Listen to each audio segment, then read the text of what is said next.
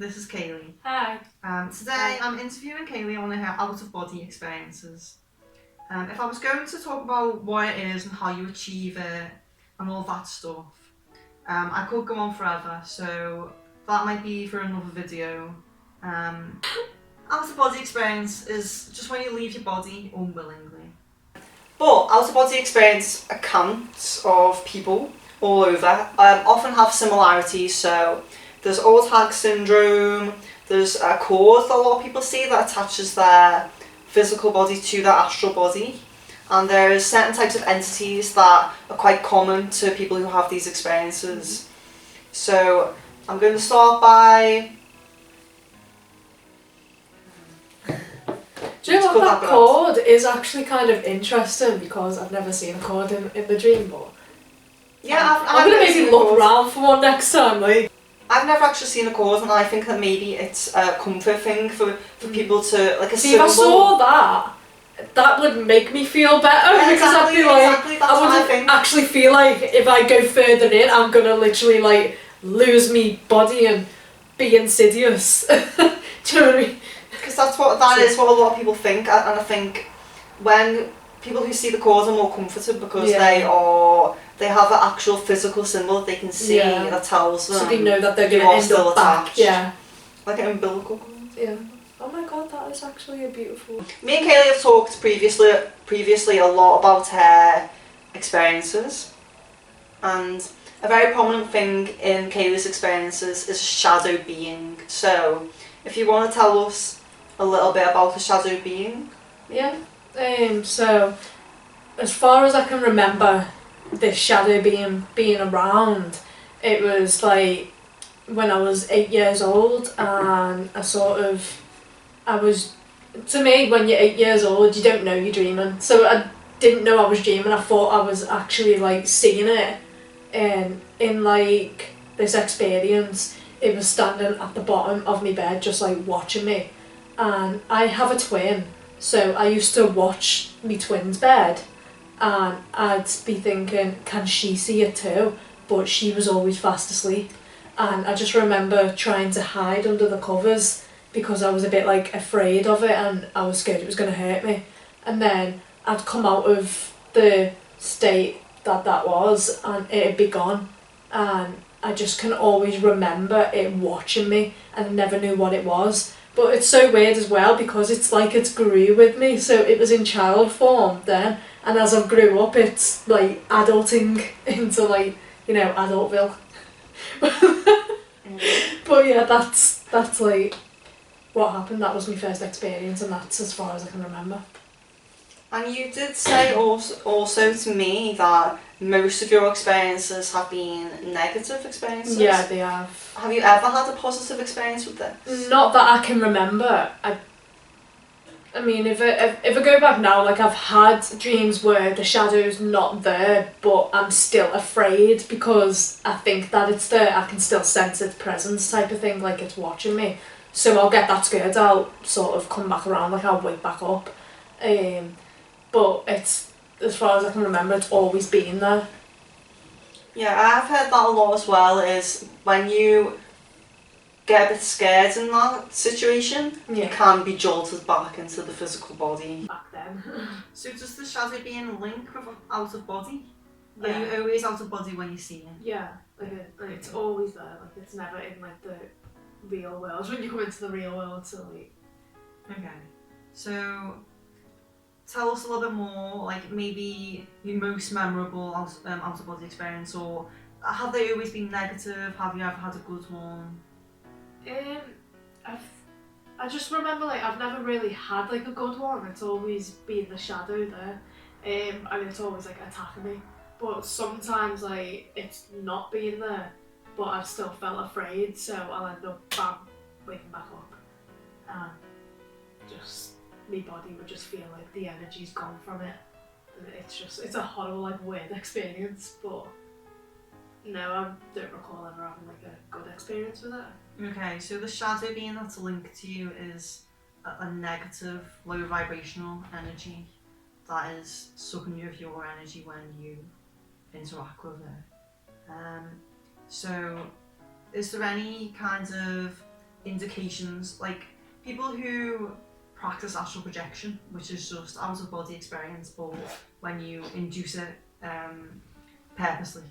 So people who do that a lot of the time give accounts of vibrations. You feel vibrations and then you like leave. it feels like my whole body's vibing. Okay. I don't know the word. Okay, so you do get that as well. So it's like these experiences, so do they tend to happen at like a similar times? Is it as you're going to sleep? Is it as you're waking up? Is there any kinds of similarities between when they are, or have you been doing a certain task, or eating a certain food, feeling a certain emotion around the time that these See, like I've happen? mostly noticed that it's when sorry, when whatever it's called. It's mostly when I've been up nearly all night and I've not been able to sleep. So if I've not had enough sleep, I find that I fall into the sleep paralysis. Or it's if like I take a nap during the day because I've been tired or something like that and I've not slept, then it'll happen. But mostly as well, it's usually during my So during your cycles, your time of the month, that it tends to happen. I don't know why that is. It must be to do with like hormones or something like that. But I also find it as well when I'm emotional. So if, you know, I've been through something really emotional and it's sort of lingering on my mind and all that, I will fall into an experience, and it's mostly like that. And does it happen at a certain time? Does it happen? Sometimes it was always like in between 3 o'clock in the morning and, you know, 3:30. So in between that time. Okay, and that is interesting as well. And on this, actually, December, last full moon that we had, that was like, you know, it's the 12/12 full moon. I actually woke up very randomly at 3 o'clock and just couldn't get back to sleep. That's really strange. 3 o'clock does seem to be a prominent time for spiritual encounters, and specifically actually negative encounters, really. We've talked about this a little bit previously, and we've also been talking about the shadow being and the negative energy related to like your past boyfriends. So do you want to elaborate a little bit more on that? I do always talk about the experiences that I've had because that was tied down to that situation. And the thing that I do talk about is when I was with him, he was a very negative person. He wasn't very good for me. He was horrible. Like, I don't want to talk about anything that he did, but I'd find when I fell into the sleep paralysis, the shadow was always there and it would take his form and attack me. So it'd either try to suffocate me, strangle me, try to break me, just, you know, and I'd wake up and be like, what the hell? And I don't know what that was, but a part of me feels like that was my subconscious trying to tell me to run, to get away from him. And then when he left, I just felt this relief. Like it was just gone. And I was just like, thank God. Like I don't know why, it just like, it was gone. And I never had any experiences again from when he left for a while. So that was it was a long time before I fell into another sleep paralysis dream. But that's what I remember happened with him. So I just take that as, you know, my subconscious telling me that that person's not good to be around. And that's what it was. Yeah.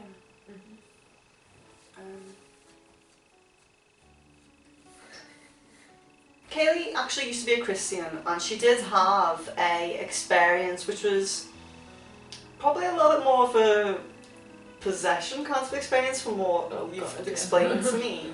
An More attempted so than possession, I call it, more so than the out of body, but this is one of the things that comes up in out of body travel, when there are negative energies and lower vibrational energies, and when you leave your body and you're in like the astral realm, or you're disconnected from the physical body, you can experience entities of different vibrations,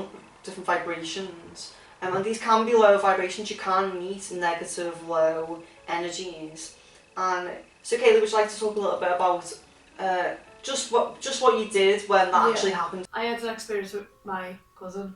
We were at Alton Towers and we caught a ghost on camera. So we initially thought it was a ghost, and in the night, my uncle had the speaker, and he was saying, "Kaylee, it's saying your name," and I was going, "No, it's not. No, it's not." And then when we listened to it, it was like, "Kaylee, I'm coming for you. Kaylee, you're mine. I'm coming for you right now." And like, I freaked out. I was like, "Why isn't it saying Morgan's name?" I was like, "Why isn't it saying her name?" And like, she was like, "Don't say that, that's not fair." I was like, "It's not fair that it's me." And then it was like in the morning, because we'd just sort of like been up all night because we were too scared to sleep because of it. So in the morning, my uncle came in and he was like, "Do you want a spaghetti on toast?" So we was like, yeah, we'll have a spaghetti on toast. So he made us that, and while he was making it us, spaghetti. Yeah, spaghetti on toast. But yeah, while he was making it us, I had the speaker and I was seeing if I could see anything else and seeing if I could hear anything else. Yeah. And we did, and like it was just creeping us out, and then we were looking at the camera and we were like, "Oh my god, can you see that? Can you see that?" And like every bit, like there was just like weird faces and all that in the footage. And then after that, my uncle gave us the spaghetti on toast, and then he went somewhere. We thought he had gone, and we were planning on going back to sleep because we hadn't been asleep all night because we'd been awake. And then it was just weird because my cousin, after a second, like I was still looking through the footage, and then the next minute she felt something grab a leg, so it was like on a leg, and I thought she was joking with me. I really thought she was joking. So she turned around and she was like, Kaylee, and I just went to her because I kind of knew what she was going on about, but I thought she was messing with me because all that time when we had these experiences, I was blaming her and saying it was just her messing with me and all that stuff.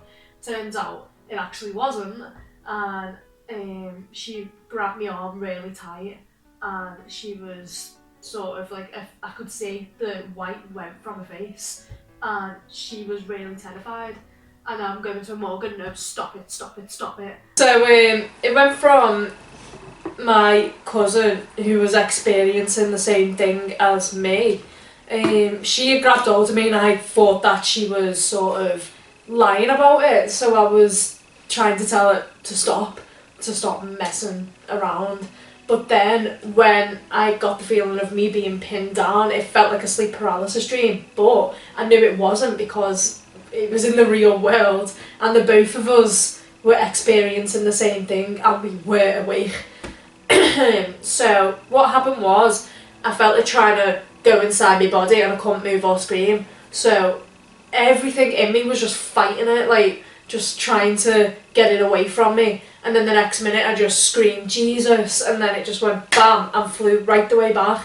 And after that, it sort of disappeared and a light just shined right through the blinds and it was gone.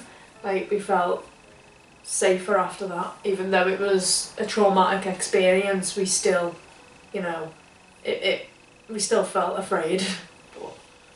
So I just want to talk a little bit about how you personally, if you're someone who wants to try astral projection and you're a little bit worried about these things that people have spoken about, old hag syndrome, negative energies, feeling like they're being possessed or something's trying to get into their body, that could put you off, obviously.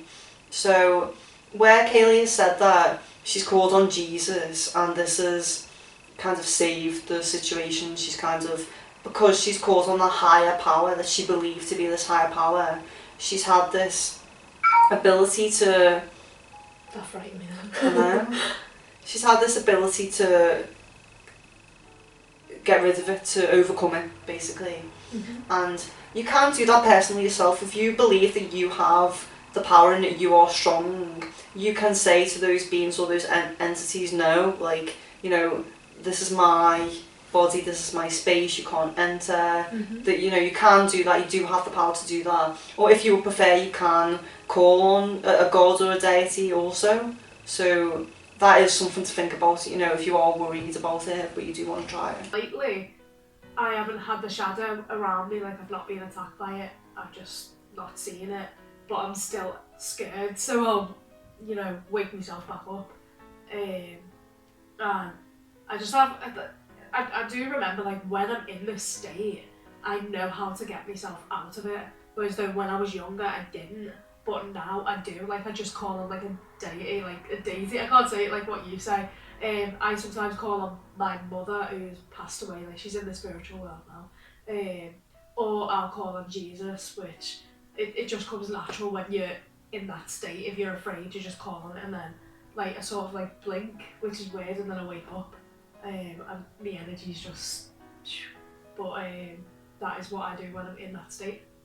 I probably should explore around, but I get too scared. Yeah, I do think that if you think of it in a more positive way, and if you accept that you can have a positive experience and you don't try not to be scared, I do think that you'll gain more from the experience. I do think that you'll have a more enlightening experience and have a little explore around, because it's fun. When I get out of that fear. But yeah, I think I'll give it a try. We should document this one day. Just filling me overnight time. But yeah. So is there anything else you would like to say? I don't know. I feel like I'm finished. Yeah. Great, so thanks for watching. Thank you for watching, guys. Subscribe, stay notified. Peace and love. Peace and love.